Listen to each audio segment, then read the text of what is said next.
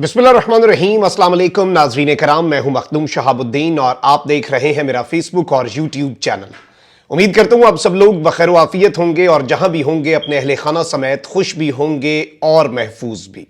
नाज़रीन कराम, पाकिस्तान की तारीख की एक बड़ी आईनी जंग का आगाज हो चुका है और इस सब के अंदर अब बहुत से स्टेक होल्डर्स के लिए एक फैसला कुन मरहला आ गया है और एक ऐसा मौका आ चुका है इस फैसला कुन जंग में जहां पर उन्हें किसी ना किसी साइड पर खड़े होना होगा। किसी सियासतदान के साथ नहीं, बल्कि एक जानिब आईन की बालादस्ती होगी और दूसरी जानिब आईन की खुल्लम खुल्ला खिलाफ वर्जी और आईन के परखच्चे उड़ाने का अमल।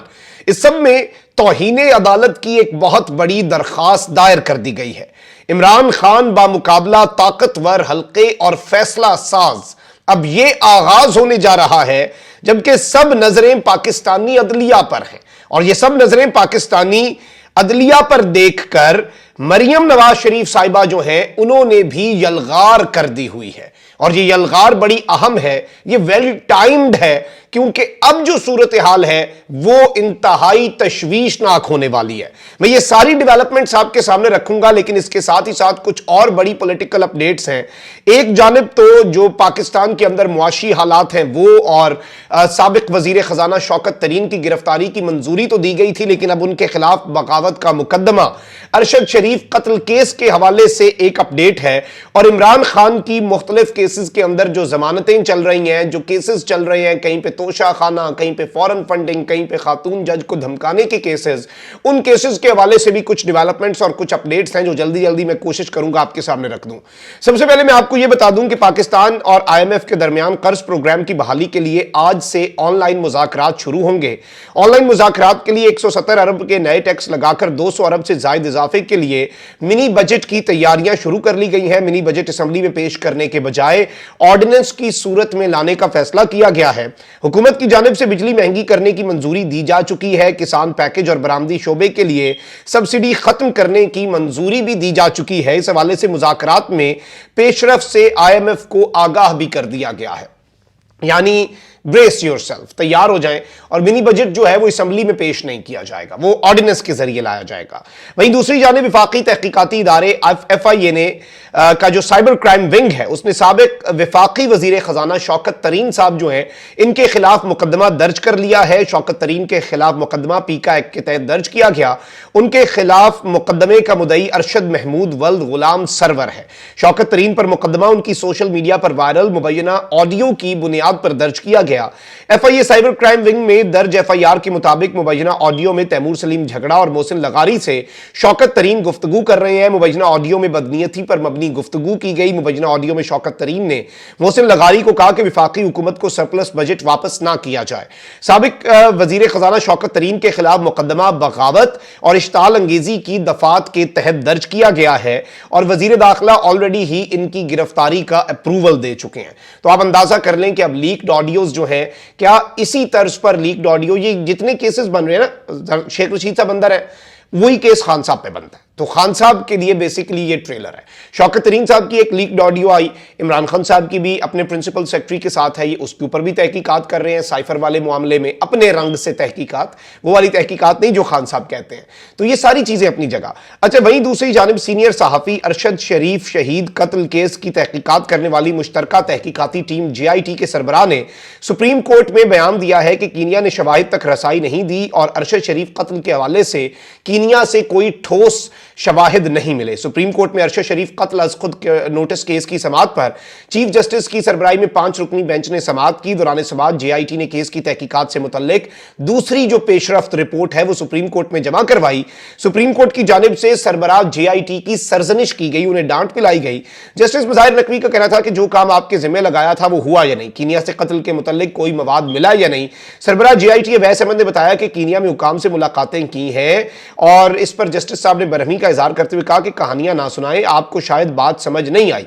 इस सब के अंदर उन्होंने फिर कहा कि जी हमें शवाहिद तक रसाई नहीं मिली और शवाहिद की बात तो ट्रायल में सामने आएगी, आपने मवाद क्या जमा किया है ये जस्टिस साहब ने पूछा। जस्टिस एजाजुल हसन ने पूछा कि अरशद शरीफ का मोबाइल और दीगर सामान कहां। इस पर सरबराह जीआईटी ने बताया कि अरशद शरीफ का मोबाइल और आईपैड कीनिया के आईटी डिपार्टमेंट के पास है, बाकी सामान हमें मौसूल हो चुका है। और जीआईटी के अरकान के हवाले से चीजें पूछी तो अभी ये केस जो है ये अदालत में चूंकि लग पड़ा है, इसे समाअत के लिए मुकर्रर कर दिया गया है, तो बहुत सी चीजें अभी मजीद भी आएंगी। बहुत लंबी समाअत का अहवाल है, मैंने लुब्बे लुबाब आपके सामने रखा क्योंकि हमने इस केस को भूलने नहीं देना। और शहीद अरशद शरीफ का एक कर्ज है जो ये पूरी कौम चुका नहीं सकती, लेकिन कम अज कम the least minimum we can do is हम उनके केस की तमाम तर प्रोसीडिंग्स जो हैं उसे ना सिर्फ हाईलाइट करते रहे, लेकिन अरशद शरीफ के लिए साथ ही साथ इंसाफ की जो एक भीख है अदालतों से वो भी मांगते रहे। अच्छा, अब यहां पर दो तीन और डेवलपमेंट्स भी हैं। इस्लामाबाद की अदालत जो है उसने खातून जज को धमकाने के केस में इमरान खान के वारंट गिरफ्तारी की प्रोसिक्यूटर की इस्तदा मुस्तरद करते हुए चेयरमैन पीटीआई की आज हाजिरी से इस्तिस्ना की दरखास्त मंजूर कर ली है। District and session court Islamabad में इमरान खान की जानिब से खातून जज को धमकी देने के केस की समाअत हुई, जिस सिलसिले में इमरान खान के वकील नईम पंजोता और प्रोसिक्यूटर रिजवान अब्बासी अदालत में पेश हुए। इमरान खान की जानिब से तिब्बी बुनियादों पर हाजिरी से इस्तिस्ना की दरखास्त दायर की गई, जिसमें उनके वकील ने दलाइल देते हुए कहा कि इमरान खान की सेहत इजाजत नहीं देती कि इस्लामाबाद आए।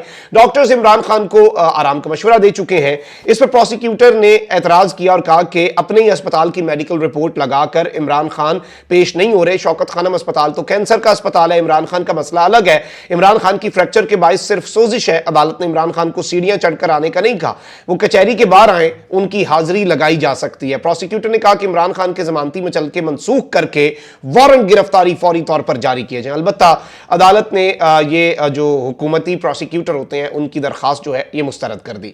अच्छा, वहीं दूसरी जानिब पीटीआई रहनुमा फवाद चौधरी जो हैं वो इलेक्शन कमीशन से मुतल्लिक नफरत फैलाने के केस में अदालत में पेश हुए हैं और इसमें पीटीआई रहनुमा ने अपने वकला अली बुखारी और फैसल चौधरी जो है उनके हमरा अदालत में पेशी हुई। फवाद चौधरी ने अदालत के जज से मुकालबा किया कि हाजिर हैं जनाब, जिस पर अदालत ने वकला से सवाल किया कि मुकदमे का चालान जमा हुआ और इसकी कुछ अपडेट्स जो हैं वो भी डिस्कस हुई। दौरान समाअत अदालत ने फवाद चौधरी को जाने की इजाज़त दे दी और कहा कि केस की अगली तारीख तफ्तीशी अफसर के पेश होने पर देंगे। यानी जाहिर बात है केस तो होता कोई नहीं है, बाद में इन्होंने बना देना होता है। अब यहाँ पर दो तीन चीज़ें हैं। अब जरा आ जाते हैं जो पाकिस्तान की हिस्ट्री में एक लीगल बैटल नहीं, ये एक कॉन्स्टिट्यूशनल बैटल होगी और अगर इलेक्शन कमीशन ऑफ पाकिस्तान वही करता है जो उससे उम्मीद की जा रही है और जिन खदशात का इजहार किया जा रहा है, तो पाकिस्तान तहरीक इंसाफ जो है वो एक आइन की बालादस्ती और कॉन्स्टिट्यूशनल सुपरमेसी की जंग लड़ेगी और इसमें बहुत से स्टेक होल्डर्स भी उनके साथ मिलेंगे, ये भी मैं आपको बता दूं। और वकला बिरादरी जो कि पाकिस्तान के अंदर इससे पहले जब जब मूवमेंट्स के अंदर वकला बिरादरी ने अपना किरदार अदा किया है, पाकिस्तान के अंदर एक निज़ाम हिला है और इस मरतबा भी फवाद चौधरी साहब ने यह बात की है कि इलेक्शन कमीशन के ऊपर हम अरबों रुपए खर्च करते हैं, अगर इलेक्शन कमीशन वक्त पर इंतखाबात नहीं कराता तो आइन की खिलाफ वर्जी करेगा और इस सब के अंदर इलेक्शन कमीशन में हाई कोर्ट के फैसले पर अमल दरामद नहीं हो रहा, हम जेल भरो तहरीक के लिए तैयार हैं, इलेक्शन के लिए लोग तैयार नहीं, मौजूदा हुकूमत इमरान खान को रोकने के लिए कोशिशें कर रही है। और इस सब के अंदर मैं आपको यह भी बता दूं कि एक बहुत बड़ी डेवलपमेंट भी हुई है और इस सब में अदालती हुक्म के बावजूद पंजाब असम्बली का इंतखाबी शेड्यूल जारी ना करने पर chief election commissioner Sikandar Sultan Raja, मेंबरान secretary election commissioner और गवर्नर पंजाब के खिलाफ लाहौर हाई कोर्ट में एडवोकेट अजहर सिद्दीक साहब जो हैं उन्होंने तौहीने अदालत की दरखास्त जो है वो बाज़ाब्ता तौर पर दायर कर दी है।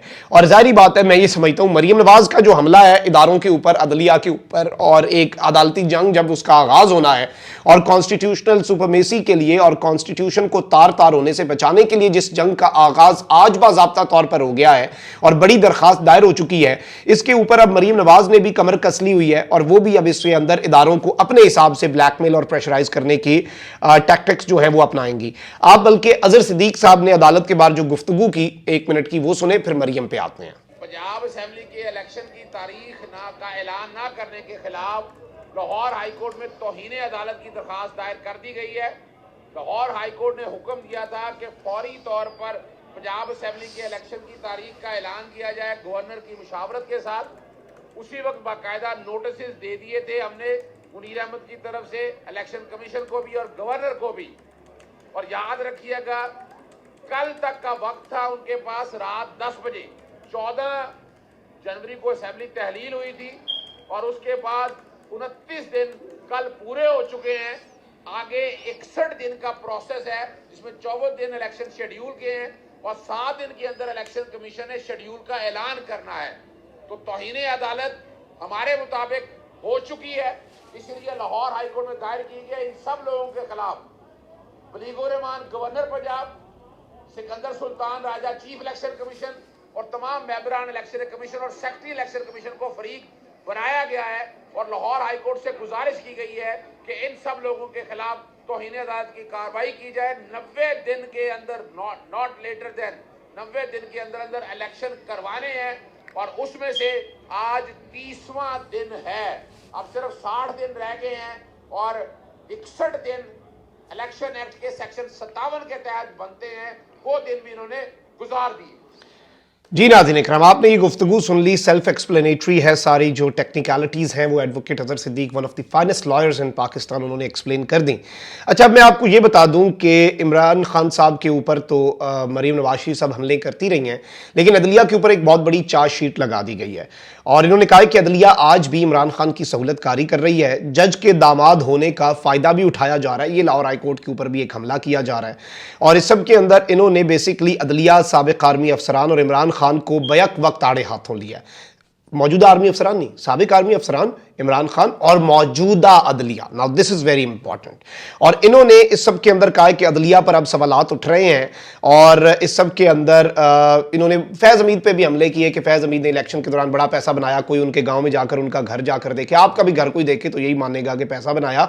और इस सब के अंदर इन्होंने कहा कि अदलिया आज भी इमरान खान की सहूलत कारी कर रही है और अदलिया जो है वो, जाहिर बात है, अदलिया को ये मैसेज दिया है कि आप अपना किबला जो है वो दुरुस्त कर लें और आले शरीफ की ख्वाहिशात और उमंगों के मुताबिक आप अपने तमाम तर अवामिल करें और आइन और कानून और इंसाफ, इन चीज़ों को भूल जाएं। यही आले शरीफ का वतीरा रहा है और ये इतनी, मुझे आज तक वो इनकी स्टेटमेंट नहीं भूलती। कहते हैं कि हमारे पास जजों की और उनकी फैमिली की करप्शन के सबूत हैं, अगर हमारे खिलाफ फैसला दिया तो हम ये सबूत सामने लाएंगे। भाई वैसे भी ले आओ अगर मुल्क के इतने तुम खैर खाओ, ताकि हमें भी पता चले कौन करप्ट जज है, उसे जान छूटे, लेकिन जब तक वो इनकी करप्शन बचाता रहे तो उसकी करप्शन भी ठीक है। यानी ये इनकी सोच है, ये इनके नज़दीक इंसाफ के मेयार है। तो बेसिकली अब एक बड़ी कॉन्स्टिट्यूशनल बैटल जो है उसे आप समझ लें कि वो बिल्कुल दरवाजे पे दस्तक दे रही है और ये कॉन्स्टिट्यूशनल बैटल जो है ये इन्होंने खुद चूज़ की है और ये अब इसकी जानिब देखना पड़ेगा क्योंकि सारी नज़रें अदलिया पर होंगी और इसमें ज़ाहिर बात है वकला बिरादरी का बड़ा आम किरदार होगा। जब आइन और जब अदालतों की, अदलिया की बालादस्ती की तहरीक थी तो वकला ने एक किरदार अदा किया। अब आइन के लिए भी सबको निकलना पड़ेगा। अपना बहुत ख्याल रखें। अल्लाह निगहबान। पाकिस्तान जिंदाबाद।